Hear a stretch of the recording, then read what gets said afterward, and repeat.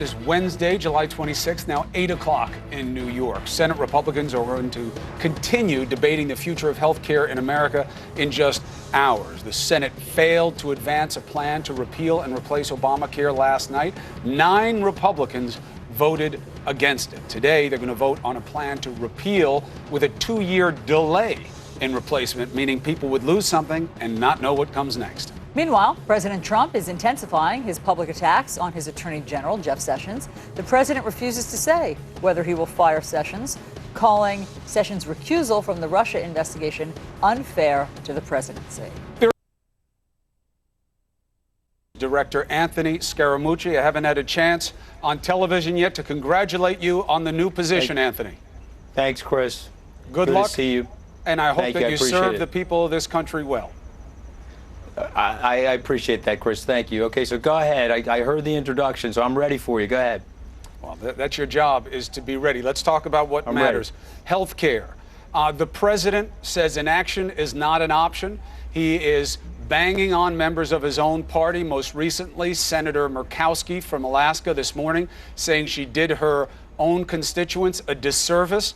It raises the question, how did she do her constituents a disservice? The bill that is out there right now, these kind of bald replacements, repeal statutes without understanding what the replacement is, the president called that notion mean when it came out of the House. Why is he now seeing the resistance by a senator as a failure? Okay, so let's step back for a second. The reason the president's saying that is if you look at the macro features of what's going on, the Republican Party for 7.5 years has called for the repeal and replacement of Obamacare. Moreover, what we know from free market principles is that when you make something a little bit freer and you decentralize it, you get 2 positive benefits to the consumer or the patient. You get lower cost of delivery and you get better service. That happened in the airline industry, Chris. It happened in telecommunications when it was deregulated and made freer.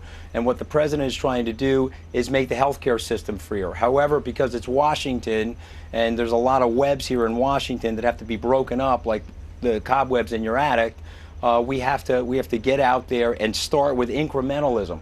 All good entrepreneurs have to start somewhere with a dedicated plan to finish in a great place. And so while things may not be perfect right now, whether it's repeal and replace or repeal and delay, you are moving the process towards a freer system where you will get the technological S-curves that you've experienced in Silicon Valley, you've experienced in other areas of our economy. You have not been able to do that here because of the centralized nature of the way the hospitals and the doctors are interacting with the insurance companies. And so the president and Secretary Price and other members of the administration, frankly, all the members of the administration understand that. And what he's saying, like a good football coach, let's get off of the same offensive game plan.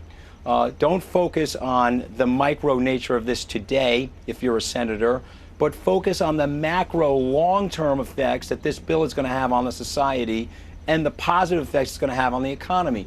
We don't want to see healthcare expenses continue to go from maybe it's 18 or 19% now, Chris, into the mid-20s. That would be disastrous for the economy. We've studied other countries where you can get it down. And we have a plan to get it down. And one of the bad news things about this, it's not going to happen overnight. You can't put something in place and expect it to be the panacea, Chris, immediately. But what you can do is, working with the great leadership of the president, is move the process along to get it in a place where the American people will like in the next 3, 5, and 10 years. There just seems to be a disconnect between the urgency that the president has in any particular plan. You analogize him to a football coach. I would suggest where are the X's and O's? The president doesn't have his own plan or what he seems to want. We do know that costs were a problem. We do know that the rate of increase of those costs is less since the ACA. So we get what the problems are. We get that there is a need for fixes. But we don't get what the plan is to fix them. And now we have the president saying, act, act, act, but with no direction on what to do. So I want to respectfully disagree with you, okay? A good decentralized management and leadership structure, he would turn to the members of the House and the Senate who had 7.5 years to come up with a plan, and he would say, okay, what's your plan? And then he would look at the plan and say, okay, I now understand why this is so complicated and why we're not going to get everything done overnight. just the same way you can't build a building overnight. But let's start the process, Chris. Let's get the ball rolling towards a patient-centered, freer, decentralized system. But he so called that's the their plan. ideas Those are the X's and O's right there. He called the plan mean. He said it lacked heart and that you needed to take care of people. And he had said in his pre-presidential life that he believed that everybody needed to be covered by health care. And we're gonna get there, Chris. And so we're basically saying this is an evolutionary step toward a greater system, a more efficient system, a more cost-effective system. But how do you know that, Anthony, based on what's out there? I'm going to tell you That's how not I know what the that, CBO Chris. score says. Let's go back to 1984 when the lobbyists in this community here in Washington were trying to block the breakup of AT&T. And it was eventually broken up into 7 baby bells. It's 32 years later. We've taken data transmission effectively down to 0, and we've led to the rise of the internet. You wouldn't have Amazon, Facebook, Google, all of these wonderful S-curving technologies that have completely benefited not only the United States but the world without breaking up that system. But so Anthony, there's no that. correlation or causation between what happened with telecom and what's going on with healthcare. And even if there were an analogy, I got to push back. I got to push back very hard on that. Go ahead. There's an absolute correlation. Because you have to look at it as a macroeconomist. I'm a trained economist, right? And I'm here to tell you that when you break things up and decentralize them, they always do better. But teams of economists, we got to start that incremental step, Chris. Right, I understand. So there is a correlation. But here's the thing: the step is only as good as the details of that step. And what is before the Senate right now has been scored and found grossly lacking in terms of securing the promise of the president, which wasn't as simple to repeal and replace, but to make it better. How is this better? Chris, we're gonna win so much, Chris, you're actually gonna get tired of winning. So let's just go over what we did yesterday, okay? We won yesterday. Okay, good entrepreneurial, political entrepreneurship. We won yesterday. Now, incrementally, we're gonna win again over the next 2 weeks once we figure out exactly what's gonna be put before the major vote in the Senate. But how was it a win? How is it a win to force senators to vote on a procedure to move forward on a plan they don't understand? How is that a win? Well, let me put it this way. Suppose they didn't vote for it. Then that would obviously have been a loss. You guys would be on the TV this morning saying, oh, they couldn't vote for it, or they couldn't move it forward. Well, that's so of course optics. It's a win. That's optics. Leadership would suggest that maybe you go to them and say, go work a deal with the Democrats. Go take it to committee the way you're supposed to. You and I actually grew up in a very similar neighborhood, so we want things done subito. You know, the Italian expression. That means fast. You and I both want that done subito, but no, I want it done right. Nothing gets done subito. I want it done right. That's what the American people want. Yeah, but is for this to be done in a way that makes it better, not just makes it a political win. The way the founders put the system together, you have a lot of disruptive activity inside the system. You just but this is disruptive activity. This is a perversion of the normal process for political expedience. And think about the way Lincoln ended the war and realize how much heat and dissension there was there to do the right thing. Here's what I love about the president. Why would you want this to be like the end of the Civil War? The president wants to do the right thing, Chris. He's got to operate inside this Byzantine system to do the right thing.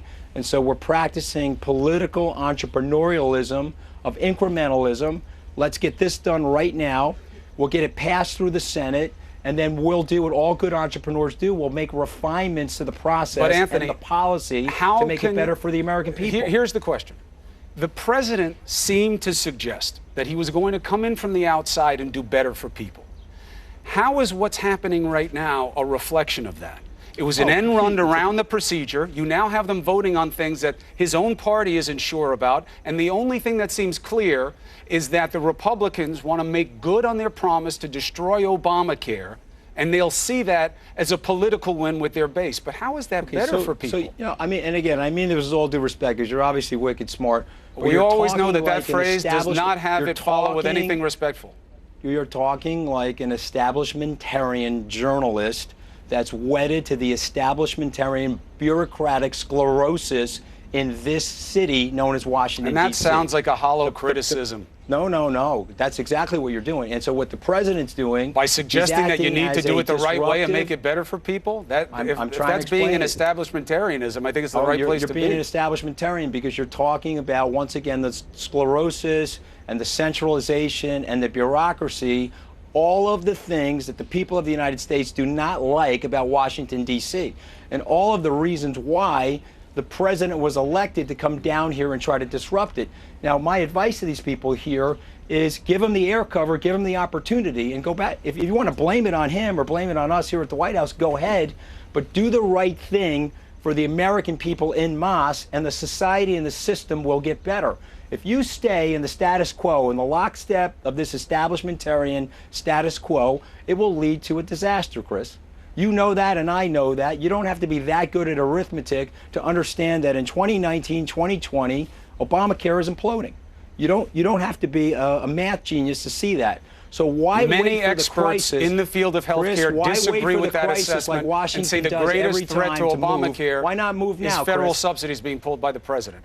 All I'm saying is... I couldn't hear you because I was trying to talk over you. Go ahead, I'll let you talk. Go ahead. I'm saying that experts disagree with the notion that Obamacare is failing. They see the most imminent threat to it is holding these federal subsidies, as the president has done, over the head of insurers, creating uncertainty. But we all know that the ACA needs fixes. I'm just saying the president promised better. That's a politically better. Contrived opinion. That's like the tobacco company saying that smoking's good Well, for but you. that's like having economists give us an assessment of AT&T. These are the experts on that subject. Look at the math, Chris.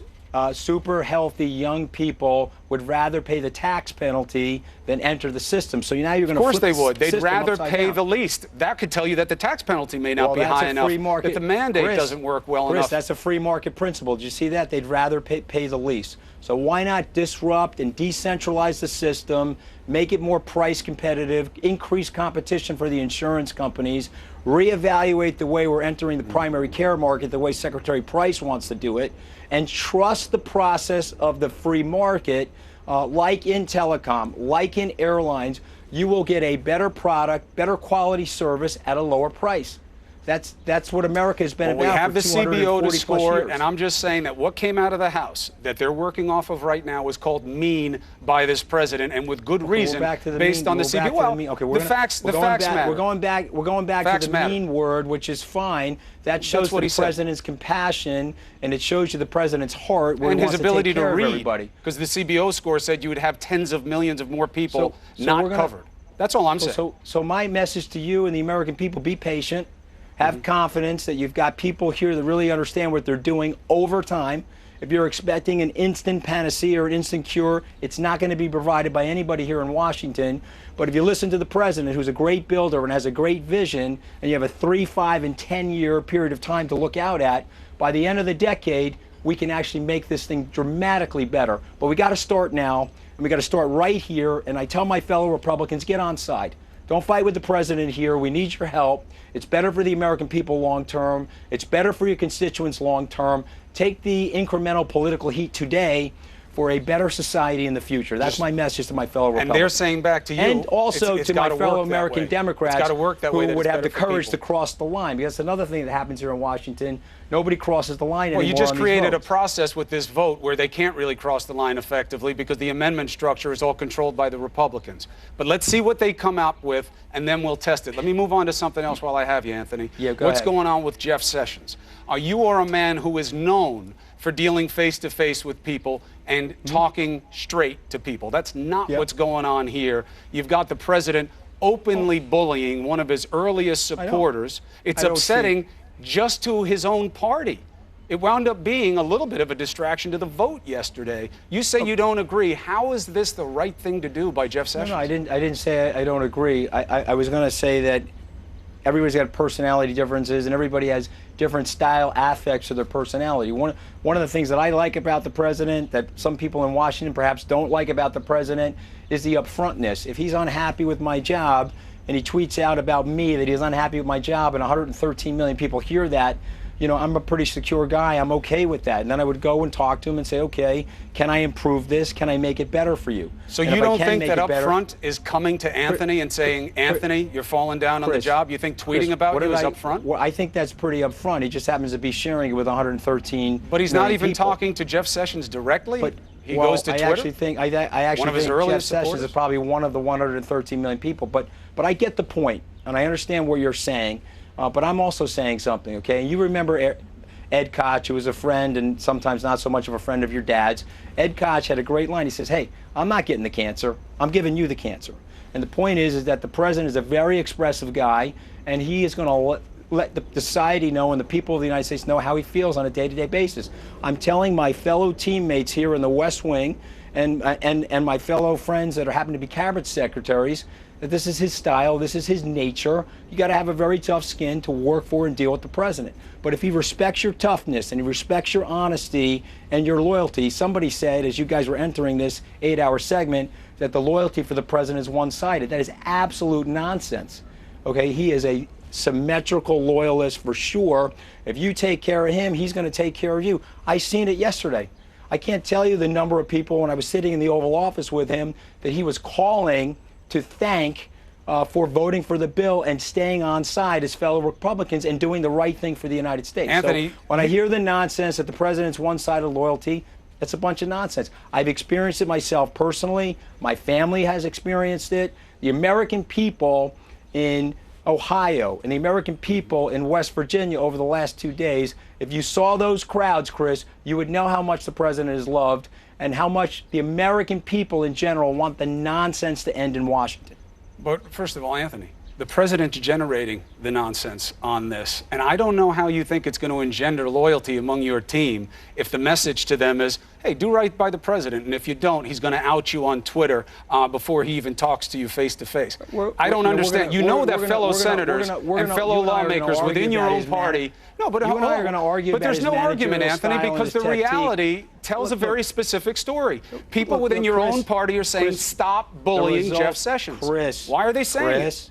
Chris, the results speak for themselves. You and I are going to want to argue about his managerial style and his communication style. I don't think it's managerial. I just think it's a character issue. But he's worth $10 billion, and he started for the presidency on June 16th of 2015, and he's 6 months into the presidency. So we can argue about it, but I think the result and the success speak for themselves. You think that he's going to remove Jeff Sessions? Watch over the next 6 to 12 months what we do here in terms of transforming the way people think about government, the way people communicate about government, and think about what we're going to do here in terms of improving the society for all Americans. We'll take it step by step. These policies. Do you think that he's going to get rid of Jeff Sessions because he seems to be injuring him in public? I don't know the answer to that. But what I would suggest to both and again, I don't want to get in the middle of the president and one of his cabinet secretaries. But since the president has said this to 113 million people, I'll say it to your viewership. Although the president say your viewership's not so good, but I know it's good, Chris. Don't get defensive. But it's all right. We don't rely on the president for a rendition of facts. Here's what I would say to you about your viewership, and I would say the same thing to both of them if they were standing here together. Let's try to communicate. Have they figure spoken? Out directionally where we're going. But I would recommend to every cabinet secretary and every teammate that I have here in the West Wing have a tough skin. Have they spoken? And I don't know the answer. You don't know the answer, or the answer is no, they haven't spoken yet? So they may have answered, and you just don't know about it? Here's the other thing. I'm not one of those obfuscators where I'll tell you that I don't know the answer and I actually know the answer. I actually don't know the answer. And so you don't know what happens going forward on that? Let's move to a different issue. The leaks. You got rid of somebody inside the staff. Was it because you thought they were a leaker? No, I had never met the person personally. I got rid of somebody inside the staff because somebody above my rank had suggested that that person needed to be fired. Now, here's the problem with this whole thing, and I want to apologize. I'm not going to mention his name on the air, but I want to apologize to the person that I didn't say his name for a reason either. And I understand that, and I did too, because we're both compassionate people. I didn't want to fire him as much as we wanted to give him the opportunity to resign, which he did. And I talked to him last night by phone, and I said to him, hey, I'm here to help you find another job. Because whatever happened, right or wrong, inside the administration, you've got a long life, I've got a long life, and let me help you build your career. I also believe in the process of redemption. So if somebody does something wrong on a job, and then go find another job and try to do that right. I wrote that in my books. You know, people are fallible people, myself included. I have a whole phone book of fallibility about myself. So I called him last night, and I said to him, the reason you were let go is somebody above my rank, I'm not going to say who, said that you needed to be let go, and you weren't being let go, and so I had to send a managerial message to the people that are working for me that I'm going to do what I say. And I also report to somebody, if he asks me to do something, I'm actually going to go do it.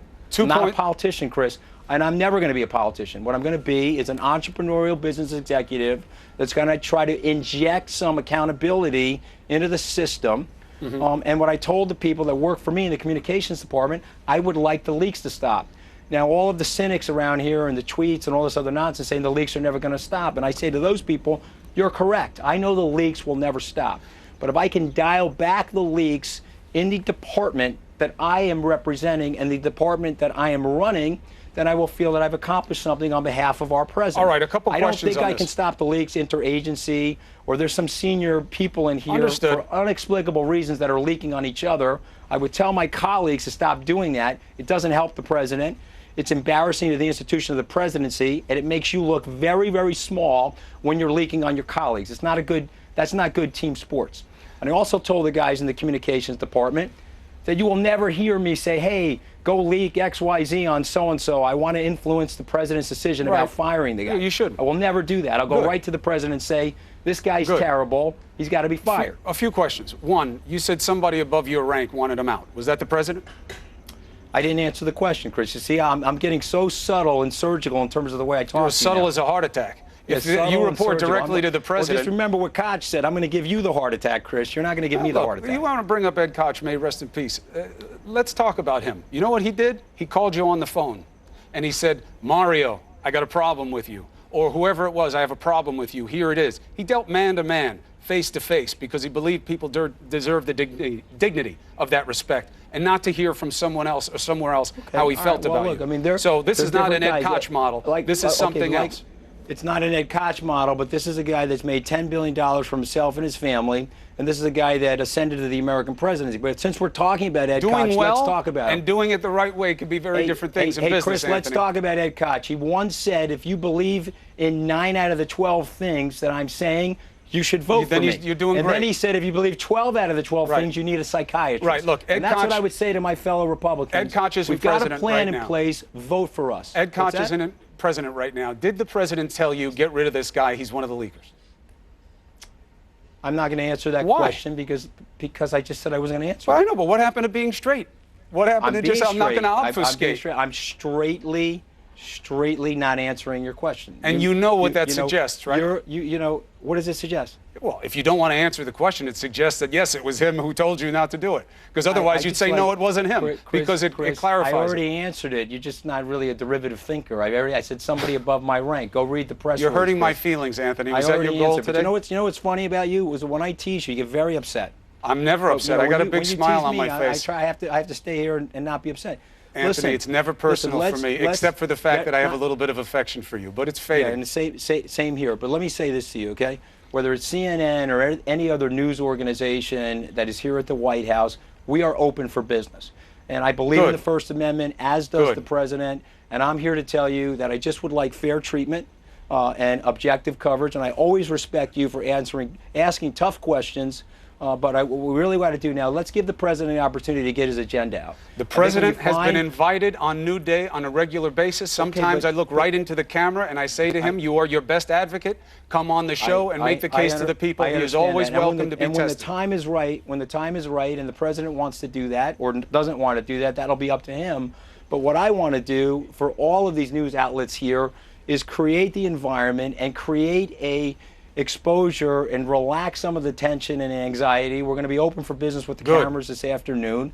And let's try to create at least a relationship between ourselves and the Fourth Estate where we hold each other accountable. But you give us the opportunity to explain ourselves to the American people of what we're trying to do to help the country. You will get just that. Let me ask you a couple more questions.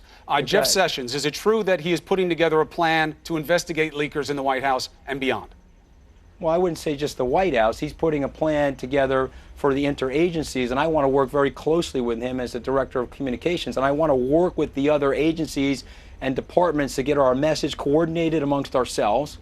And we want to uproot some of these leakers because, yes, I'm not naive. I know that we're never going to end all of the leaking. I didn't suggest that, but I want to put a culture in place where people trust each other.